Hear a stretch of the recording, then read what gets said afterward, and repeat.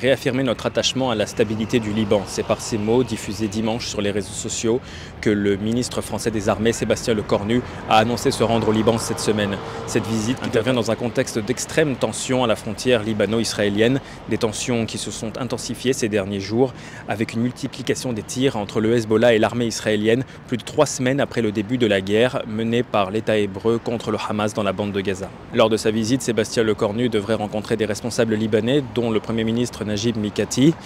Il a également annoncé sur X, anciennement Twitter, qu'il se rendra auprès de la force onusienne de la FINUL où servent, dit-il, près de 700 Français. Toujours sur les réseaux sociaux, Sébastien Lecornu a indiqué qu'il rendra également hommage aux 58 militaires français qui ont perdu la vie à la suite de l'attentat du Drakkar le 23 octobre 1983.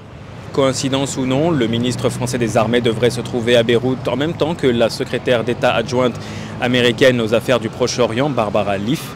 Cette dernière qui, selon des informations non confirmées, serait attendue mercredi dans la capitale libanaise dans le cadre d'une tournée régionale comprenant notamment les Émirats arabes unis, Oman, le Qatar, la Jordanie, l'Égypte et Israël.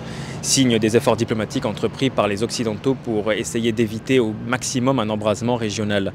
La visite de Sébastien Lecornu intervient également une semaine après celle du président français Emmanuel Macron qui avait entrepris une tournée régionale en se rendant en Israël, en Cisjordanie, en Égypte sans toutefois faire escale au Liban.